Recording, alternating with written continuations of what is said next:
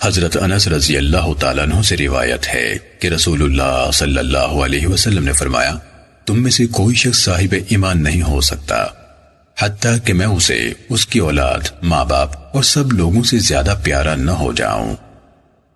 سنن نسائی حدیث نمبر 5016۔ حضرت انس رضی اللہ تعالیٰ عنہ سے روایت ہے کہ رسول اللہ صلی اللہ علیہ وسلم نے فرمایا، تم میں سے کوئی شخص مومن نہیں بن سکتا حتیٰ کہ میں اسے اس کے اہل و عیال اور مال و منال اور سب لوگوں سے بڑھ کر محبوب نہ ہو جاؤں۔ سنن نسائی حدیث نمبر 5017۔ حضرت ابو ہریرہ رضی اللہ تعالیٰ عنہ نے بیان فرمایا کہ رسول اللہ صلی اللہ علیہ وسلم کا ارشاد گرامی ہے، قسم اس ذات کی جس کے ہاتھ میں میری جان ہے، تم میں سے کوئی شخص مومن نہیں ہو سکتا جب تک میں اس کے نزدیک اس کی اولاد اور والدین سے بڑھ کر محبوب نہ بن جاؤں۔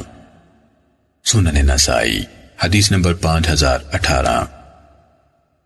حضرت انس رضی اللہ تعالیٰ عنہ سے مروی ہے کہ اللہ کے نبی صلی اللہ علیہ وسلم کا فرمان مبارک ہے، تم میں سے کوئی شخص سچا مومن نہیں بن سکتا حتیٰ کہ وہ اپنے بھائی کے لیے وہی چیز پسند کرے جو وہ اپنے لیے کرتا ہے۔ سنن نسائی حدیث نمبر 5019۔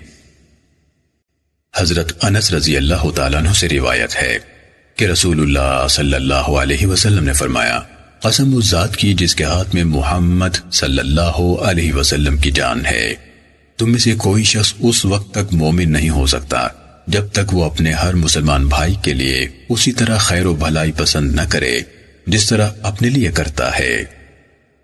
سنن نسائی حدیث نمبر 5020۔